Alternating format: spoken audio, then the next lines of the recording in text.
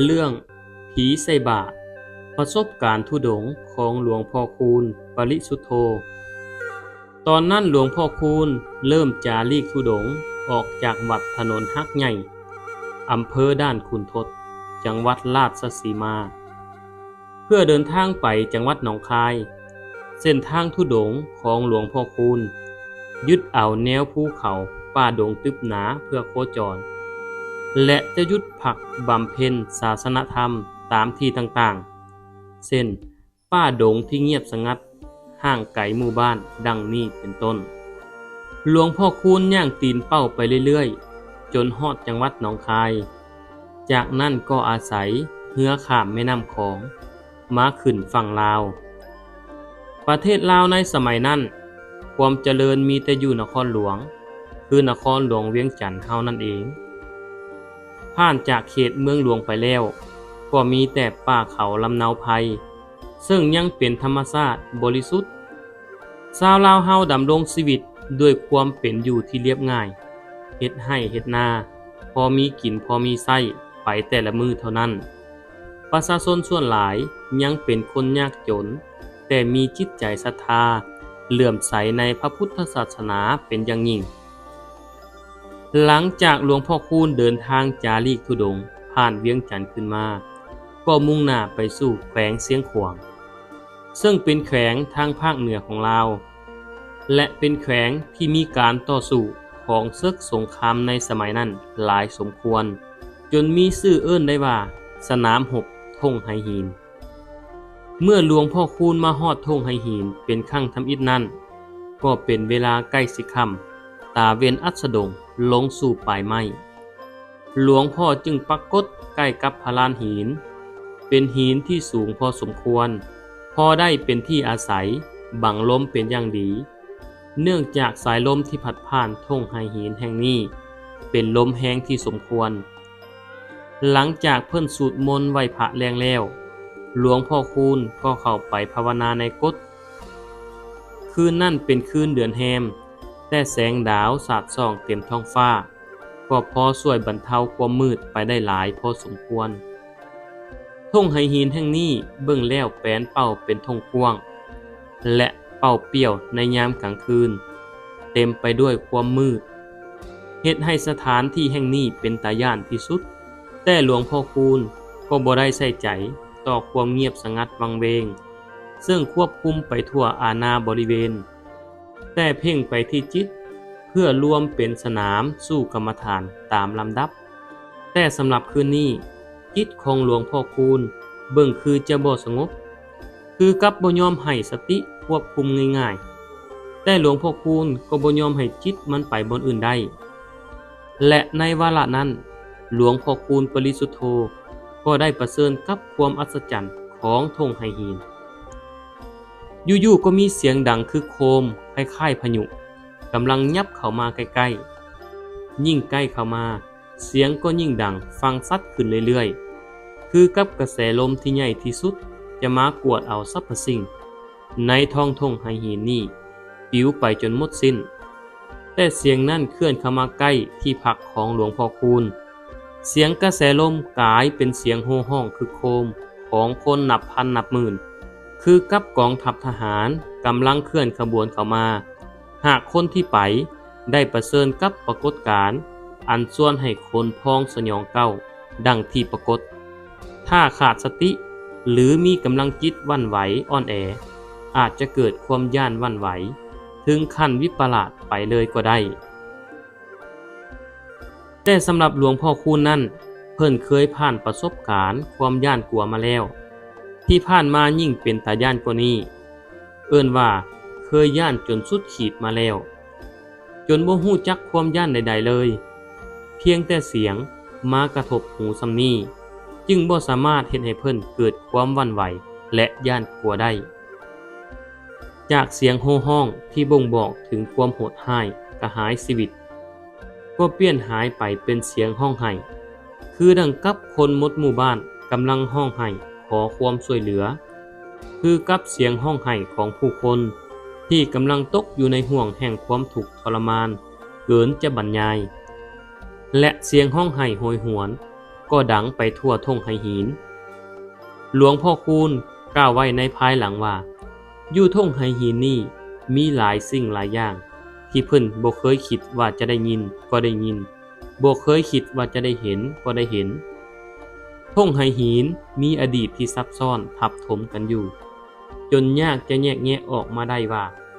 เป็นยุคสมัยใดแต่ที่แน่นอนก็คืออยู่ทุ่งไหหินแห่งนี้เป็นที่สถิตของดวงวิญญาณสัมภเวสีนับบ่ถ้วนซึ่งบ่มีบ่อนจะไปได้แต่วนเวียนด้วยบุพกรรมของตัวเองแบบน่าเวทนาหลวงพ่อคูณเฮ็ดได้เพียงสำรวมจิตเข้าสู่กุศลแล้วแผ่เมตตาออกไปบ่มีประมาณเพื่อสีทางสู่สุคติแก่วิญญาณทรมานทั้งหลายเหล่านั้นหลวงพ่อคูณหยุดอยู่ทุ่งไหหินเป็นระยะเวลาสั้นๆเพราะเห็นว่าบ่เป็นที่สัมปยะสมควรแก่การบำเพ็ญศาสนธรรมประกอบกับคนจำนวนหน่อยที่อยู่อาศัยในเขตทุ่งไหหินเป็นชาวป่าชาวเขาที่ค่อนข้างจะบ่เป็นมิตรบ่นับถือพระบ่นับถือพุทธพวกเขาเลื่อมใสบูชาลัทธิผีบรรพบุรุษมีเจ้าป่าเจ้าเขาหลวงพ่อคูณจึงได้เก็บบริขารจากทุ่งไหหินธุดงค์ผ่านดงผ่านไผต่อไปหลังจากผ่านเมืองไปได้ไกลพอสมควรก็มีทิวทัศน์ภูน้อยใหญ่สลับซับซ้อนอยู่ทางหน้าเมื่อหลวงพ่อคูณจารีกธุดงค์ผ่านภูเขาเหล่านั้นมาก็พบกับถ้ำแห่งหนึ่งบรรยากาศห่มเย็นมีต้นไม้ใหญ่น้อยนานับประการมีความเงียบสงัดเป็นที่น่าพอใจบ่ไกลจากห้วยสายน้ำที่ไหลใสสะอาดพออาศัยใช้เป็นน้ำสงน้ำดื่มได้สะดวกและอยู่ใกล้ภูอีกหน่วยมีหมู่บ้านประมาณ10หลังคาชาวบ้านเหล่านั้นก็แสดงความเลื่อมใสศรัทธาต่อพระพุทธศาสนาเป็นอย่างยิ่งชาวบ้านเห็นหลวงพ่อคูณมาปักกฏบำเพ็ญธรรมอยู่ถ้ำที่นี่ก็พากันปีนไปไต่ภูขึ้นมานมัสการเพิ่นฮอดในถ้ำแล้วก็นิมนต์ให้เพิ่นอยู่ในถ้ำนี้ดนๆเพื่อที่ชาวบ้านจะได้มีโอกาสเฮ็ดบุญตักบาตรสร้างกุศลเพราะบ่มีพระสงฆ์องค์ข้าเจ้าผ่านมาแถวนี้โดนแล้วหลวงพ่อคูณก็รับนิมนต์เฮ็ดให้ชาวบ้านเกิดความปิติยินดีเป็นอย่างยิ่งและยังกล่าวย้ำกับเพิ่นว่าอย่าได้ตกกังวลเรื่องอาหารสันพวกชาวบ้านจะเตรียมอาหารใส่บาตรในทุกๆเช้าบ่ให้ขาดคืนนั้นหลวงพ่อคูณได้ไปอาศัยในถ้ำแห่งนั้นเป็นบ่อนบำเพ็ญเพียรรู้สึกปลอดโปร่งเป็นที่น่าพอใจและอากาศภายในถ้ำก็ลุล่วงดีมีลมพัดผ่านวนเวียนตลอดเวลา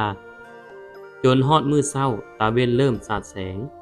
หลวงพ่อคูณจึงเกียมออกบิณฑบาตแต่อากาศในตอนเช้านั้นยังเศร้าและมืดมัวประกอบกับอากาศเทิงภูมีน้ำหมอกลงเฮ็ดให้แนมไปไกลๆบ่ได้เลยหลวงพ่อคูณพายบาตรเหียบห้อยก็ออกจากบริเวณถ้ำย่างลงมาตามทางน้อยๆซึ่งโคดโค้งและสั้นมาจนฮอดทางแยกลงไปหมู่บ้านไกลภูซึ่งตัดสินใจไปทางซ้ายเส้นทางสายนี้อ้อมภูเป็นทางที่บ่สั้นปานใดแต่ทางย่างไปจะหกเหื้อไปด้วยหญ้าและต้นไม้พอเพิ่นย่างไปได้ระยะหนึ่งความสว่างก็ได้เพิ่มขึ้นและหมอกก็จางลงหลวงพ่อคูณปรากฏเห็นว่าทางที่เพิ่นย่างไปนั้นกว้างขึ้นเรื่อยๆจนไปจอดติดกับธงกว้างมีเงาของหินก่อสร้างเก่าๆซึ่งเพพังลงมาและมีซากกำแพงที่หักพังเป็นส่วนๆอยู่ในบริเวณนั้นหลวงพ่อคูณรู้สึกแปลกใจคือกันที่เห็นภูมิประเทศแบบนี้เพิ่นจื้อได้ว่าตอนที่เพิ่นผ่านหมู่บ้านก่อนจะขึ้นไปเทิงภูมาฮอดถ้ำบ่เคยเห็นกองหินหรือซากกำแพงแบบนี้เลยแต่เหตุใดเช้านี้จึงได้มีสภาพผันแปรเปลี่ยนไปผิดตาแบบนี้หรือว่าเพิ่นอาจจะมาผิดทางหรือย่างเข้าไปในหมู่บ้านทางที่บ่เคยมาก่อนความคิดว่าบ่แน่ใจว่ามาผิดทางก็หายไปหมดเมื่อแนมไปทางหน้ามีชาวบ้านทางยิงทรายหลายคนยืนถือขันใส่บาตรและถาดใส่อาหารถ่าอยู่ชาวบ้านถ่าใส่บาตรอยู่แบบเงียบๆอยู่แคมทาง หลวงพ่อคูณจึงย่างเข้าไป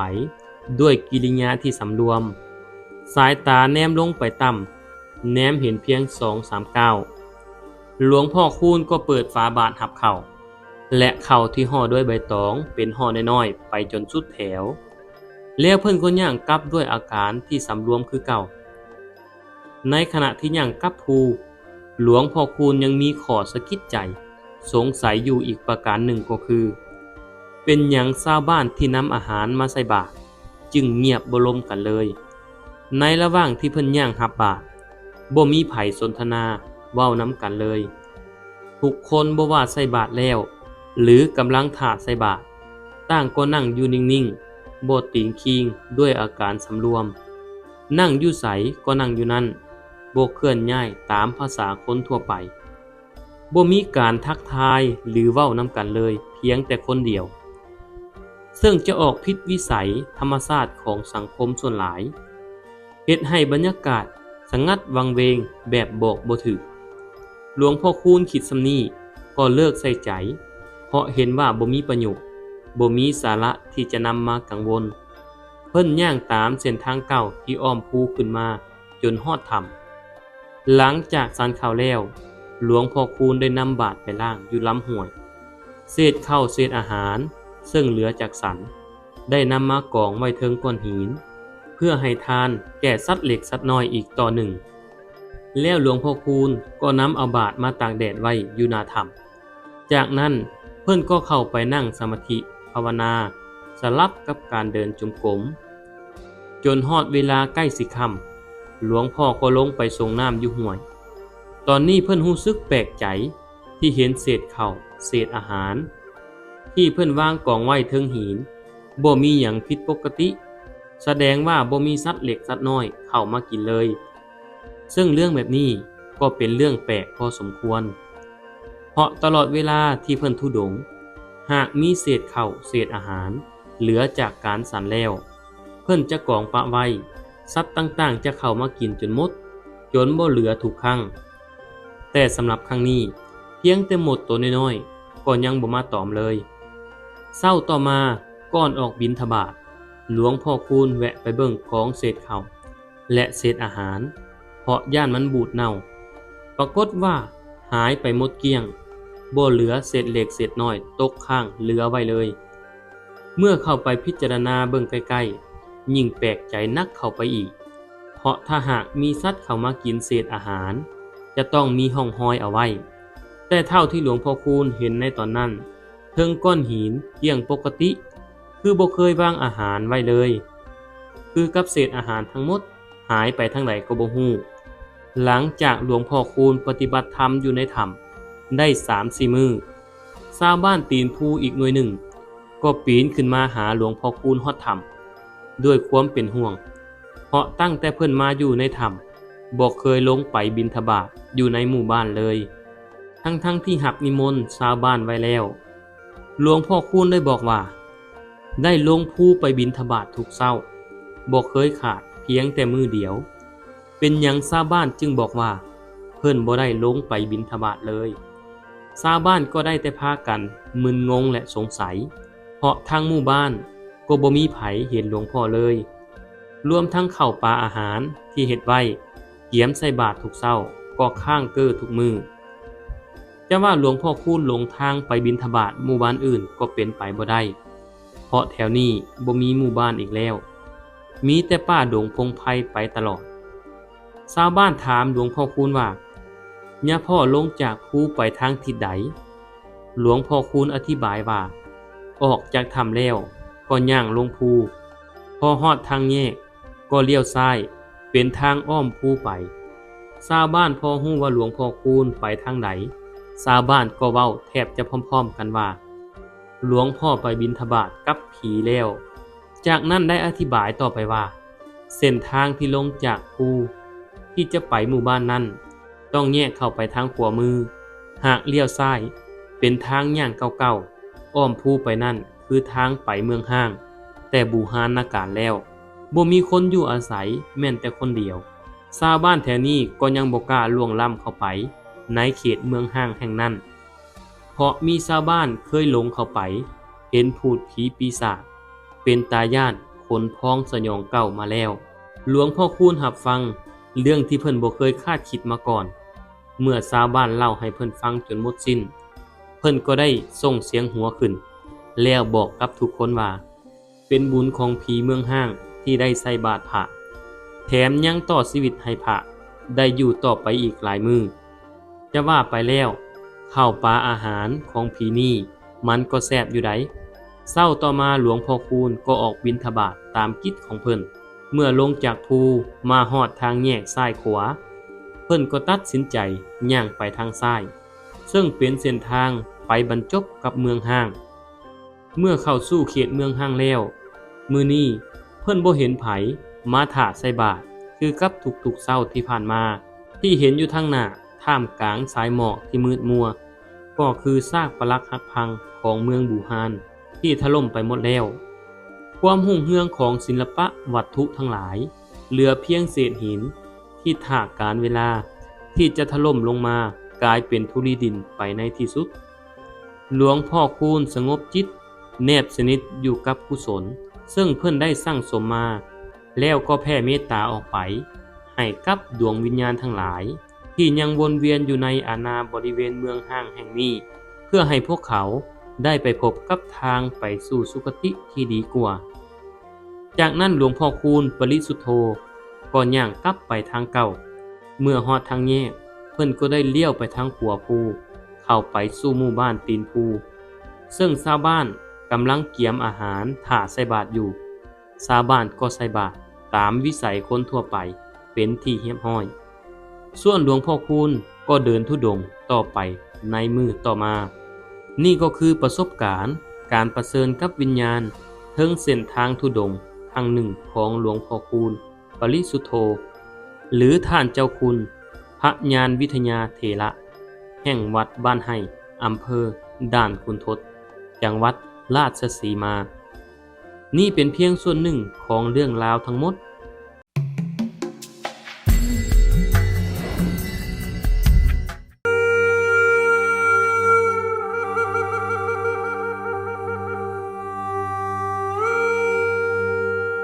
วัดเชียงควรเป็นอุทยานรูปปั้นที่เก่าแก่ที่ชวนให้นักท่องเที่ยวคนหัวฟ้องสยองเก่าและมีมนต์ขลังความสวยงามที่หลายๆคนสงสัยและอยากไปสัมผัสวัดเชียงควรถูกสร้างขึ้นมาโดนแล้วผู้บุญเหลือเป็นผู้นำพาสร้างอุทยานแห่งนี้เมื่อก่อนเพิ่นอาศัยอยู่ในสปป.ลาววัดเชียงควรสร้างขึ้นในปี 1958 และมีรูปปั้นหลายแบบในตามศิลปะของศาสนาพุทธและทางศาสนาฮินดูประดับประดาอย่างเป็นระเบียบส่วนวัฒนธรรมเชียงควรเป็นสถานที่ท่องเที่ยวทางวัฒนธรรมที่ประกอบไปด้วยรูปปั้นต่างๆส่วนวัฒนธรรมเชียงควรแห่งนี้ตั้งอยู่บ้านเชียงควรเมืองหาดทรายฟองนครหลวงเวียงจันทน์ห่างจากตัวเมือง25 กิโลเมตรส่วนวัฒนธรรมเชียงควรสร้างขึ้นโดยมหาชนชาวลาวและชาวต่างชาติจำนวนหนึ่งที่มีจิตใจใส่ศรัทธาประกอบส่วนร่วมสร้างขึ้นโดยมีแนวคิดในการก่อสร้างในปีค.ศ. 1958 หลังจากนั้นได้เริ่มต้นลงมือสร้างในปีค.ศ. 1962 จนฮอดวันที่ 9 พฤษภาค.ศ. 1971 ในเนื้อที่ 8 เฮกตาร์ใช้เวลาประมาณ 10 ปี โดยภายใต้การนำสร้างออกแบบและปลุกระดมคนขวยศรัทธา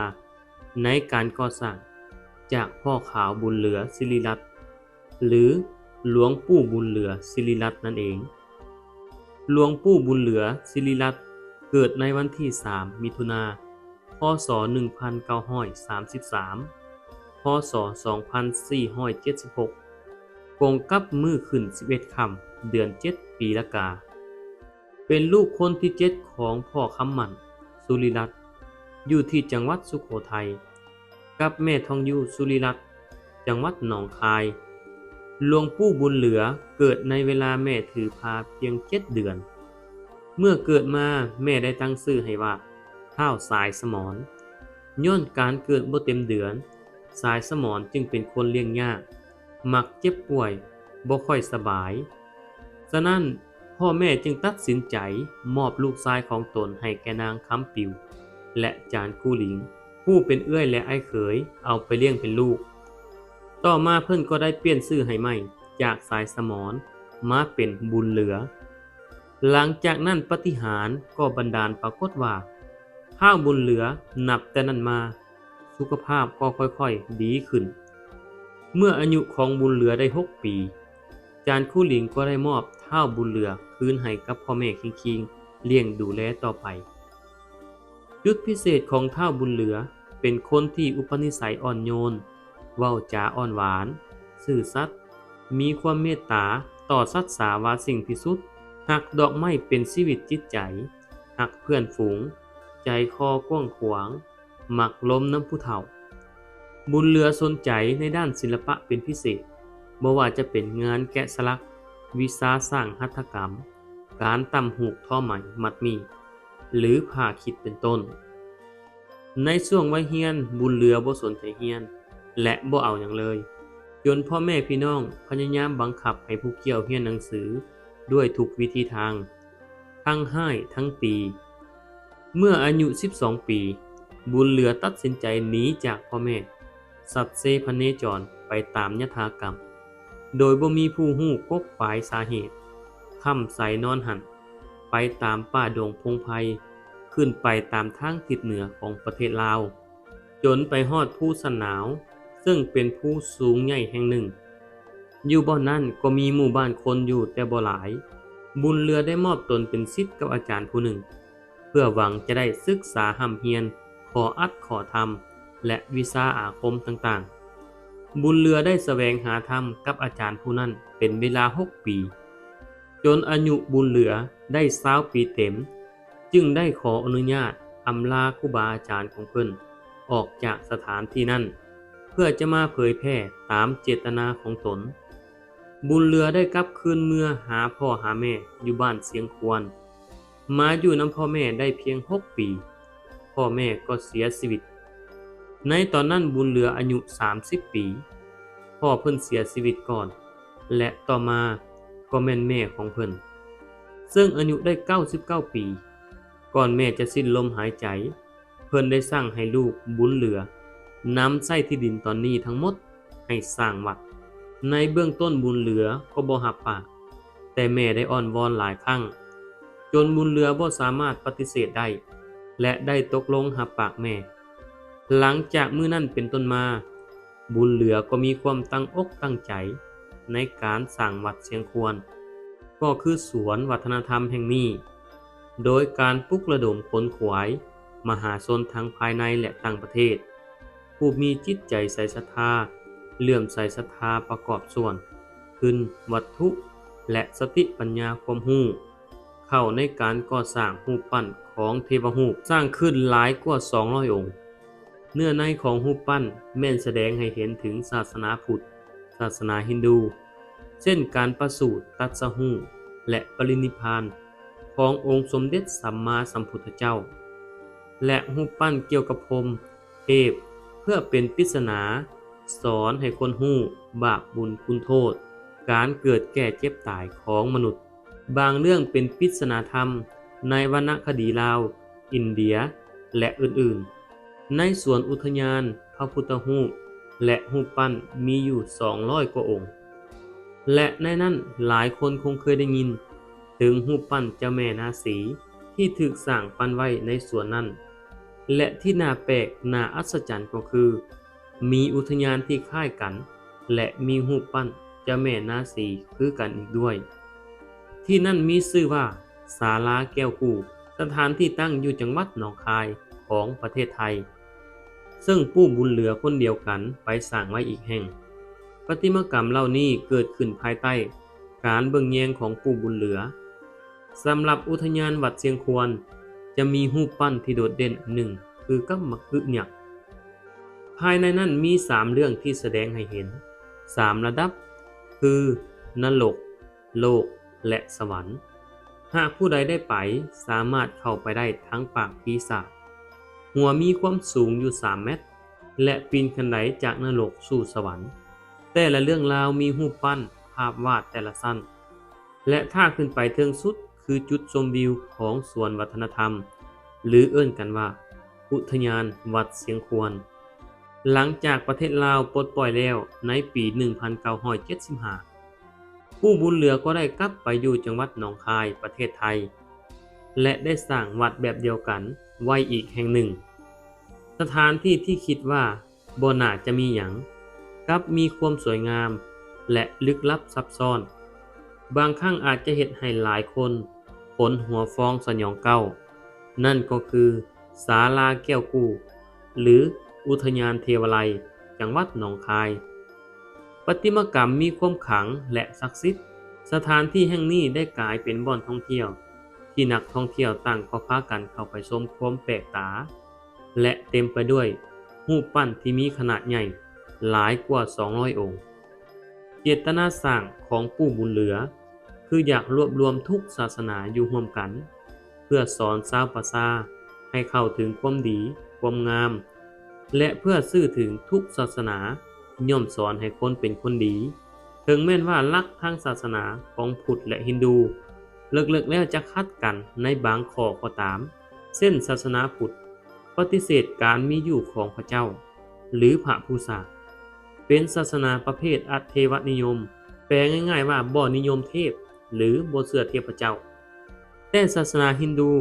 เชื่อเรื่องเทพเจ้าต่างๆต้องวอนขอเพื่อเทพจะดลบันดาลให้ชีวิตเฮาได้ดีขึ้นและยังอีกหลายๆอย่างที่บ่ตรงกันและขัดกันในทางศาสนา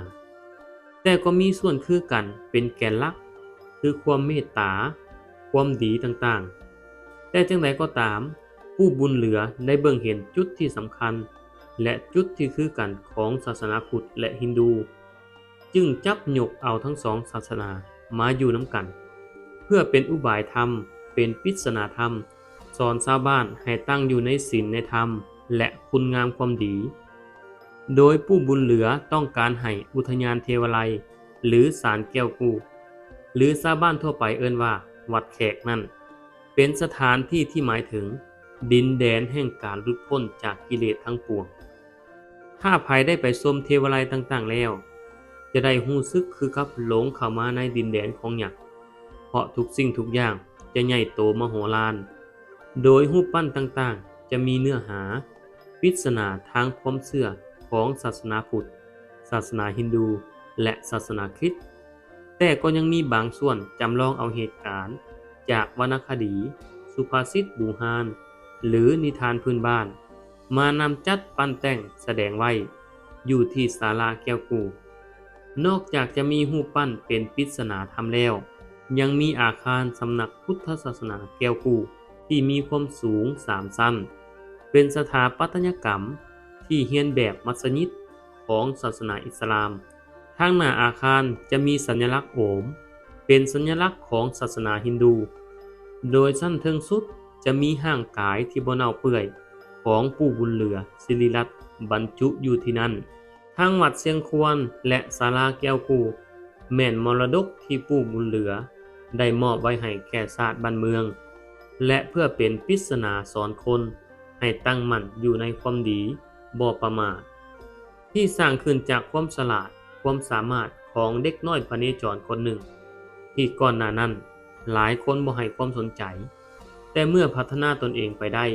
จนกลายมาเป็นผู้ยิ่งใหญ่ในประวัติศาสตร์ของ2 ฝั่งแม่น้ำโขงและได้สร้างประติมากรรมที่ยิ่งใหญ่ไว้ให้ลูกหลานรุ่นหลังได้สืบทอดและอนุรักษ์รักษาเฮียนฮู้สืบต่อไปนี่ก็คือเรื่องเล่าเกี่ยวกับวัดเสียงควรและศาลาแก้วกูว่าที่ไปที่มาเป็นจังไดถ้าข้อมูลใดขาดตกบกพร่องขออภัยมาณที่นี้ด้วย